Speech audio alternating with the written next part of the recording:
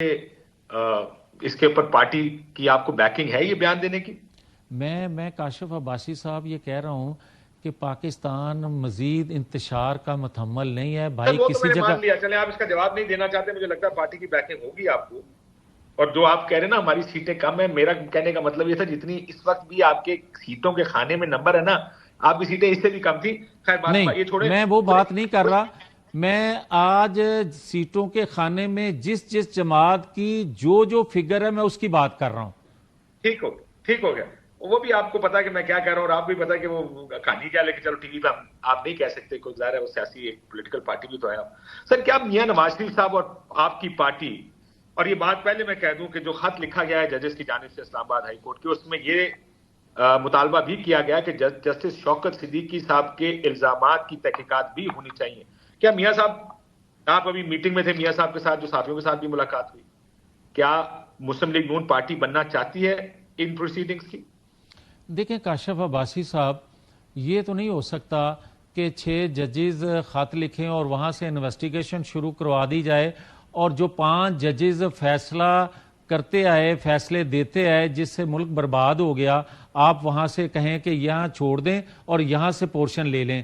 آپ شوکت صدیقی کا ذکر کرتے ہیں تو شوکت صدیقی نے جو کچھ گفتگو کی تھی اس کو حصہ کیوں نہیں بنائیں گے آپ؟ پھر آپ یہ بتائیں کہ فیض آباد دھرنے کی جو ججمنٹ آئی اور جس پر ریفرنس فائل جن لوگوں نے کیا اور جنہوں نے کروایا، آپ ان کو چھوڑ دیں اور کہیں 6 ججز کے خط پہ بات کر لیں. کیوں بھائی اس پہ صرف بات کر لیں؟ آپ 2 ادوار سے بات شروع کر لیں، 2013 سے شروع کر لیں اور 2018 سے شروع کر لیں، تو دودھ کا دودھ پانی کا پانی ہو جائے گا اور سب کو پتا چل جائے گا کہ پیچھے کون فیصلے کروانے والا ہوتا ہے اور لکھنے والا کون ہوتا ہے. سر وہ تو پھر پیپلز پارٹی کہے گی 2013 سے کیوں، پھر وہ کہیں گے کہ جناب جو اپنے چودھری صاحب، افتخار چودھری صاحب، justice Iftikhar, chief justice of Pakistan, کس طرح 8 سال بعد میاں صاحب کا کیس نکال کے انہوں نے پاکستان کی تاریخ میں پہلی مرتبہ ان کو کلین چٹ دی، جبکہ وہ الیکشن لڑنے کے قابل بھی نہیں تھے. لیکن کر لیں، جہاں سے بھی کرنا ہے اس کو مکائیں اس مسئلے کو. میں آپ کی بات سے اگری کرتا ہوں. مجھے ایک بات بتائیں، ایک بیان میں نے دیکھا جی رانا صاحب کا، وہ کہتا ہے جی ہم سے کوئی کچھ نہ پوچھے کیونکہ ہمیں اکثریت چاہیے تھی، اکثریت آپ نے دی نہیں، اب ہماری کارکردگی کے بارے میں ہم سے سوال نہ کیا جائے. کیا مسلم لیگ نون میں جو انقلابی شاعر ہیں دو، آپ اور رانا صاحب، کیا آپ شہباز شریف صاحب کی حکومت کو ڈسون کر رہے ہیں کہ جناب وہ شہباز شریف جانے مسلم لیگ نون سے نہ کوئی پوچھے کہ ہماری کارکردگی کیا ہے؟ نہیں، دیکھیں یہ ایک حقیقت ہے کہ مسلم لیگ نون کی تو حکومت نہیں بنوائی گئی. یہ تو ایک ارینجمنٹ ہے کہ جس طرح کے نمبر دیے گئے مختلف جماعتوں کو، جو آپ چارٹ پہ نمبر پڑھ رہے ہیں، اس نمبر کے مطابق تو مسلم لیگ نون جو ہے وہ حکومت بنانے کی پوزیشن میں نہیں تھی، اور مسلم لیگ نون نے انکار کیا. مسلم لیگ نون نے جب انکار کیا تو اگلے دن پی ٹی آئی کی قیادت اور پیپلز پارٹی کی قیادت نے کہا ہم حکومت بنانے کے حق میں نہیں ہیں. تو پھر یہ ارینجمنٹ جو کیا گیا، مسلم لیگ نون نے شہباز شریف کی شکل میں وہ چیلنج قبول کرتے ہوئے اپنی گردن پیش مجھے کی. یہ بتائیں نا، کارکردگی کا ذمہ دار مسلم لیگ نون کو ٹھہرایا جائے یا نہیں؟ مجھے یہ بتائیں کہ اگر کارکردگی کا آپ کریڈٹ کسی اور کو دیں اور خدا نخواستہ ناکامی کا جو 18 ماہ کے جو چیزیں ہیں وہ صرف مسلم لیگ پہ تھوپ دی جائیں تو اس طرح تو پھر نہیں ہو سکتا. اگر آپ نے ناکامی کا بھی دینا ہے تو کامیابی کا بھی دیں پھر کریڈٹ. آپ تو یہ کہہ رہے ہیں کہ اگر یہ حکومت ناکام ہوئی تو اس کا ذمہ آپ کے سر ہوگا، کامیاب ہوئی تو اس کی کامیابی کا سہرا بھی آپ کے سر ہوگا، آپ یہ کہہ رہے ہیں؟ ہونا چاہیے. ہونا تو چاہیے، ہوگا بھی نا سر. میاں سر ہوتا نہیں ہے، تو آج ہی اٹھا لیا نا، ہوتا ایسا نہیں ہے. رانا صاحب، سر آپ کو میں رانا صاحب کا سنا دیتا ہوں، رانا صاحب نے کیا کہا ہے، پہلے سن لیجیے ذرا.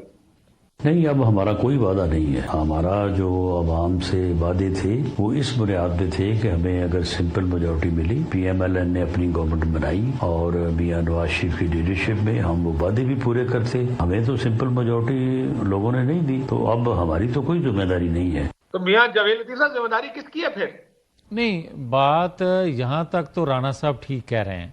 وہ یہ ہے کہ مسلم لیگ کا اگر کریڈٹ یا ڈس کریڈٹ ہونا تھا تو مسلم لیگ کو میجورٹی ملنے دی جاتی. میں یہ لفظ کہہ رہا ہوں ملنے دی جاتی. لیکن اب نہیں ہے نا سر, موجودہ حکومت کی ذمہ داری وہ کہہ رہے ہیں ہمارے سر نہ ڈالیں. وہ کس کے سر ڈالیں پھر؟ یہ میری بات سنیں, جنہوں نے ارینجمنٹ کیا ہے اور شہباز شریف کو مجبور کیا ہے کہ وہ حکومت بنائیں, یہ انہی سب کے ذمہ آئے گی پھر. سر یہ کیا مجبوری ہے؟ دیکھیں یہ کتنی ناانصافی کی بات ہے کہ آپ فیصلے خود کرتے.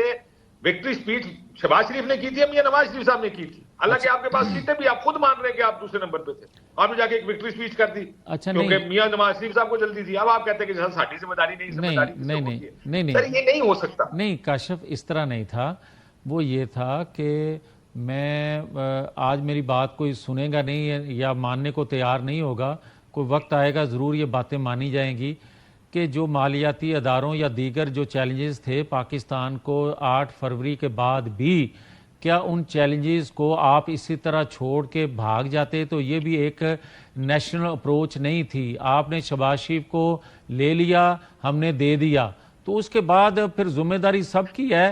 کلی مسلم لیگ تے نہ پاؤ. سر تہاڈی گل سن کے لگدا تسی گود دیتا کسی ہور نو, میاں شہباز شریف کو کہ وہ تو بچہ گود لے لیا, ہم نے دے دیا جی میاں شہباز شریف کو. دوبارہ چلو یہ بھی آپ کا بڑا پن ہے کہ آپ نے دے دیا. آخر میں یہ بتائیں سر, مجھے لگتا یہ ہے آپ سب کو یہ احساس ہو گیا کہ نقصان کیا ہو رہا ہے آپ کی پارٹی کو. پارٹی تباہ و برباد ہو گئی الیکشن میں, اور مزید ہوگی اگر ہم اسی طرح چلتے رہے. اس لیے ایک تو کچھ لگتا ہے آپ کی باتیں سن کے کہ بیانیہ کو انقلابی قسم کا آئے گا, حکومت سے لا تعلقی کر رہے ہیں. کہ اب میاں نواز شریف صدر بننے جا رہے ہیں سر پارٹی کے دوبارہ؟ دیکھیں کاشف صاحب, پوری جماعت کی بشمول شہباز شریف صاحب کے سب کا یہ خیال بھی ہے اور سب کا زور بھی ہے, دباؤ ڈالا جا رہا ہے قیادت پہ کہ وہ مسلم لیگ کی صدارت سنبھالیں نواز شریف. اور میں سمجھتا ہوں کہ جب ساری جماعت کہہ رہی ہے تو میں نہیں سمجھتا کہ نواز شریف انکار کر پائیں گے. اور دوسرا دیکھیں, جو آپ بار بار یہ کہتے ہیں کہ کب تک ہوگا سر, یہ ٹائم فریم بتا سکتے ہیں کب تک صدر بنیں گے, یا یہ بات چیت ابھی جاری ہے؟ بات چیت بھی جاری ہے اور اگلے دنوں میں کوئی نواز شریف میٹنگ بلانے والے ہیں, اس میں فیصلہ ہو جائے گا. انٹرسٹنگ. اور یہ بتائیں سر, آپ کی میاں صاحب سے بات بھی ہوئی, کوئی لارجلی بتا سکتے ہیں سیاست پر آنے والے دنوں کی, ان کی اپنی سیاست پر اور پارٹی چلانے پر, یا پولیٹکس کیسے کرنی ہے, انہوں نے کوئی بات ہوئی ہے آپ کی؟ دیکھیں کاشف صاحب, یہ ایک حقیقت ہے, اور وہ جو باتیں ہوئی ہیں وہ تو نہیں کہہ سکتا, مگر یہ ضرور آپ کو بتا سکتا ہوں کہ ان کو تکلیف اس بات کی ضرور ہے کہ جو ایک غیر مقبول فیصلے ہم 18 ماہ کی حکومت ہو یا آج کی بننے والی حکومت ہو, ہم وہ کرتے آ رہے ہیں محض اس لیے کہ ریاست بچ جائے, محض اس لیے کہ ریاست پٹری پہ چڑھ جائے, قوم کا جو حال ہے بدحال ہوئی ہے اس سے نکل آئے, اور ان کو بھی شک کی نگاہ سے دیکھا جائے اور اس کا تاثر کچھ اور دیا جائے, تو فائدہ بھی ریاست کو نہ پہنچے, قوم کو نہ پہنچے, تو پھر ہمیں بولنا تو پڑے گا. کیا بولیں گے؟ جو سچ ہے, پھر سچ, پھر جو راز ہیں سینے میں وہ سارے پھر نہیں تو کچھ نہ کچھ تو اگلنے پڑیں گے, جس سے کم از کم قوم کو یہ پتا چل سکے کہ ہو کیا رہا ہے پاکستان کے اندر. سر یہ تو نظر آ رہا ہے کہ آپ پھر دوبارہ انقلابی سیاست کرنے جا رہے ہیں. یعنی انقلابی سے مراد پھر وہ ریزسٹنس, ہم اسٹیبلشمنٹ کے خلاف بولیں گے, ہم پچھلے 6-8 سال کی جو خرابیاں تھیں عدلیہ میں اسٹیبلشمنٹ کی, اس کے خلاف آپ کھل کے بات کرنا شروع کریں گے. آپ کی بات سن کے تو یہ سمجھ آ رہا ہے.